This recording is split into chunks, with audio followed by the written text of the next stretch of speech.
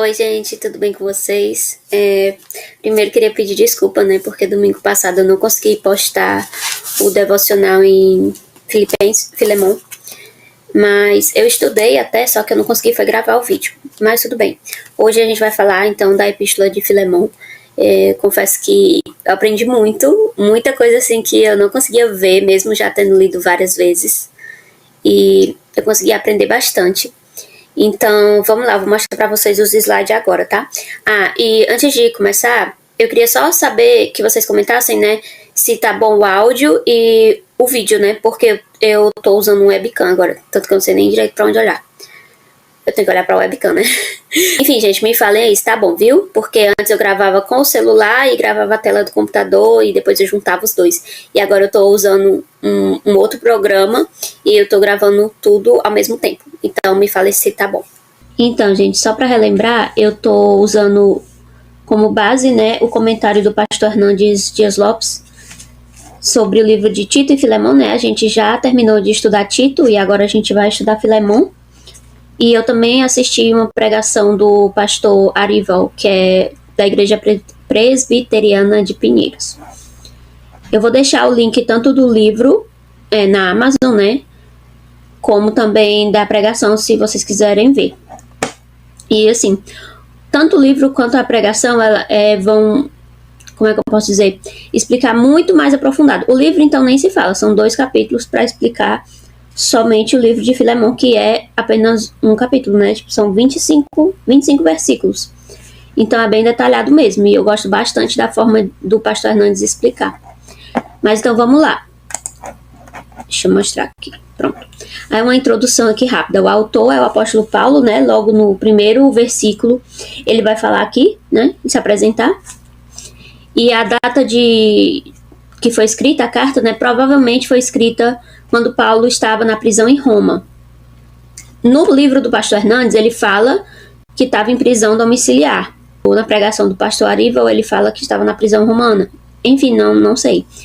Mas ele estava preso, né? O fato é que ele estava preso e foi escrita lá pelo ano 70 depois de Cristo. E aí, o destinatário, né? O destinatário é Filemon. Ele fala aqui no primeiro versículo, ao amado Filemon, nosso cooperador. Significa que ele era cooperador de Paulo e que ele era cristão fiel, né? Tanto é que que a igreja se reunia na casa dele. Por que eu tô falando isso? Mais na frente vocês vão entender, né? Então, a carta foi endereçada a Filemon, Áfia, Arquipo e a igreja que se reunia na casa de Filemon. Áfia era a esposa de Filemon e Arquipo era o filho de Filemon. Então, qual é o propósito da carta, né? Por que Paulo escreveu essa carta a Filemon? O propósito dessa carta é enviar Onésimo de volta a Filemon. Onésimo era um escravo de Filemon e ele já havia roubado e fugido, né? Gente, quando eu lia, né, a carta de Filemon, a primeira coisa que me saltava aos olhos era essa questão da escravidão, né? Que é uma parte tão triste da história da humanidade, né? Não é só do Brasil, da história da humanidade. E aí eu queria falar, mais na frente eu vou falar um pouco mais, mas eu queria falar agora do contexto histórico da escravidão lá naquela época, né? Na época de Onésimo, de Filemon, de Paulo. Naquele tempo, o indivíduo ele podia se tornar escravo ao nascer de uma escrava, né? De uma mulher escrava, ou como punição de um crime, ou quando ele era levado, né, capturado e levado para outra terra, ou quando uma nação era conquistada e daí aquele povo ali se tornava escravo, né? E também eram vendidos, né? Eu não sei se vocês conhecem a história de José do Egito, né? Que ele foi vendido pelos irmãos e foi escravo no Egito. Então era, assim, claro que ali era outra época, né? Mas a escravidão, ela tá presente aí em várias épocas aí da história da humanidade, que é bem triste, né? E por ser um assunto tão, como é que eu posso dizer, tão triste, acaba que eu li a carta e eu não conseguia ver quantos ensinamentos tem nessa carta, porque só me saltava aos olhos a questão da escravidão, né? Que é bem triste. Continuando aqui, quais os principais assuntos da carta? A prática da doutrina cristã na vida diária, que justamente, né, Filemon, ele era um homem rico, né? Tinha escravos, era um homem rico. Mas ele era cristão. Então, por que ele tinha escravos? A gente se pergunta isso. Eu me perguntava isso quando eu lia, né? E essa carta ela vai falar justamente sobre isso também, que o cristianismo ele não bateu esse problema social de frente politicamente, digamos assim, mas é a transformação que vem do próprio evangelho, né? Vocês vão entender mais pra frente que eu vou falar mais, mas a transformação do próprio evangelho que vai transformando as pessoas de dentro pra fora. E quando as pessoas são transformadas, automaticamente a sociedade também vai mudar, né? Porque se você se converte, você sabe que não existe ninguém inferior a você. Todos são iguais perante Deus, né? Todos são iguais, não importa a cor, não importa a nacionalidade, não importa nada, gente. Não importa se é homem, se é mulher. Todos são iguais perante Deus, né? E todos pecaram e destituídos estão da glória de Deus. Então, todos nós precisamos de Deus. E assim, quando Deus nos salva, nós passamos a ser irmãos em Cristo Jesus. E irmãos não tem nem melhor nem pior, né? Então, também vai falar sobre a relação do cristianismo com os problemas sociais, né? Acabei de falar. Sobre o perdão, o poder do evangelho, né? Que transforma as pessoas. E a doutrina da imputação. Então, a aplicação do texto, né? Vou falar 2 aplicações só, mas tem diversas aplicações para diversos ensinamentos nessa carta, gente. Recomendo muito que vocês leiam o livro do Pastor Hernandes ou outro comentário bíblico de boa qualidade, porque você vai abrir assim a mente de vocês para muitos ensinamentos.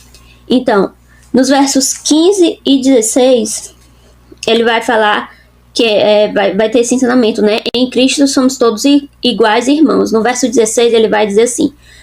Essa versão aqui é a da King James, tá? Vou ler aqui o 15 e 16, tá? No verso 15 ele vai dizer: porque bem pode ser que ele tenha se apartado de ti por algum tempo, para que o recebesses para sempre.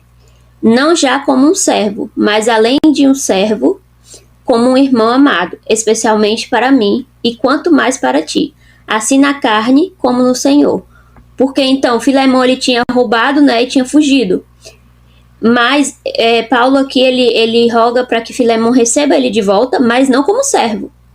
Então ele roga para que receba como irmão, porque Filemon ele já havia se convertido, ele já era cooperador de Paulo, e também Onésimo também havia se convertido e era cooperador de Paulo. Que Paulo está ensinando para Filemon e para todos nós que em Cristo nós somos iguais, né? Nós somos todos irmãos. E também em Gálatas 3:28 vai dizer: já não há judeu nem grego, não há também escravo e nem livre, nem homem nem mulher, pois todos somos um em Cristo Jesus. Outra aplicação é o perdão, né? Paulo ele intercede em favor de Onésimo para que Filemon o perdoe, né? Porque ele roubou Filemon, né? Paulo vai interceder em favor de Onésimo, né? Para que Filemon o receba e o perdoe, né? Porque naquela época um escravo fugitivo era tratado, não só os fugitivos, né? Todos os escravos, qualquer besteirinha que eles fizessem de errado, eram tratados muito mal. Vocês sabem, né? Vocês conhecem aí a história da escravidão. Então Paulo ele roga pelo perdão e para que ele receba, e também tem uma parte aqui do texto que ele vai falar para que receba como se estivesse recebendo o próprio Paulo. Vocês estão entendendo?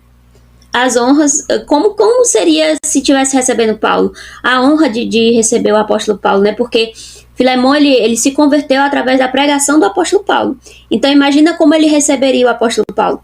E aí Paulo roga para que Filemon receba Onésimo como se estivesse recebendo ele próprio, no caso, o apóstolo Paulo. Então ele roga aqui pelo perdão. E o versículo para a meditação que eu escolhi, que foi o versículo 18. Eu coloquei aqui, ó. E se te fez algum mal ou te deve alguma coisa, põe isso na minha conta. Esse versículo, ele mostra um pouco da doutrina da imputação, né? Eu escolhi ele como versículo para meditação porque é exatamente o que Jesus fez por nós, né? Nós não tínhamos condições de pagar a nossa dívida. Por causa do nosso pecado, né? Então Jesus, ele veio e ele pagou a nossa dívida e nos imputou a justiça dele. Então, por isso que eu escolhi esse texto, esse versículo, porque ele é meio que a chave, sabe? Paulo, então, ele se oferece para pagar a dívida de Onésimo. Onésimo era escravo, ele não tinha dinheiro para pagar a dívida dele. Assim como nós éramos escravos do pecado, não tínhamos como pagar a nossa dívida de pecado com Deus, né? Nós não tínhamos como pagar essa dívida. Então, Jesus era o único que poderia pagar essa dívida. Então, vocês estão entendendo o paralelo que eu estou fazendo? Eu não sei se eu consigo explicar muito bem. Mas é isso, sabe? É a doutrina da imputação. Que Deus imputa em nós a justiça dele, mesmo quando nós não merecemos. Então, gente, só uma observação aqui. No livro do pastor Hernandes, ele vai falar que, lá na página 155, ele vai dizer que a tradição, né, no caso, eu acredito, a tradição judaico-cristã, declara que Onésimo ele recebeu a sua libertação e mais tarde ele veio a ser bispo da igreja em Bereia. Porque aqui na Bíblia ele não fala, né, se realmente Filemon deu a alforria, libertou, mas por fim, sim, né, segundo a tradição, Onésimo recebeu sim a sua libertação e ele foi fiel a Cristo e foi bispo na igreja de Bereia. Então, gente, eu espero que vocês tenham gostado aí do estudo em Filemon. Eu aprendi muito, muito mesmo, e foi muito enriquecedor. Então, vou orar, né, pra gente finalizar e depois eu vou conversar só um pouquinho com vocês sobre a próxima semana. Louvamos ao Senhor pela tua infinita graça e misericórdia. Obrigado, Senhor, por ter pago a nossa dívida e nos salvar da condenação. Nos ajuda a seguir teu exemplo e perdoar a quem nos ofende. Nos dá sabedoria para pregar a tua palavra e que vidas sejam salvas, sejam transformadas pelo poder do Espírito Santo. Assim nós te oramos e te agradecemos. Em nome de Jesus, nosso Senhor. Amém. Então, gente, queria falar com vocês sobre o próximo livro, né, que a gente vai estudar, que eu vou fazer o devocional, né. Eu escolhi o livro de João, o Evangelho de João, né, um evangelho excelente, riquíssimo, e que eu acho que tem muito a acrescentar na nossa vida. Toda a Bíblia, né, tem muito a acrescentar na nossa vida. Mas eu escolhi o Evangelho de João. Vou tentar já trazer na semana que vem, mas caso eu não traga, eu vou trazer. Eu sempre vou trazer, gente. Eu não vou prometer assim que vai ser toda semana, né? Porque vocês sabem que a Ana já tá perto de nascer e não sei como vai ser depois. Mas eu vou fazer o possível. Vou fazer realmente o possível pra trazer sempre, né? Porque eu acho que é muito edificante, assim, pra mim. Porque eu me incentiva a estudar, né? E espero que seja bom pra vocês também. E eu vou falar no próximo vídeo, né? Eu vou falar qual livro que eu vou usar como base. E aí eu dou mais informações pra vocês. Então, espero que vocês tenham gostado. E a gente se vê, então, no próximo devocional. Ou no próximo vídeo, né? Se vocês assistem todos os vídeos do canal. Então, a gente se vê. Tchau!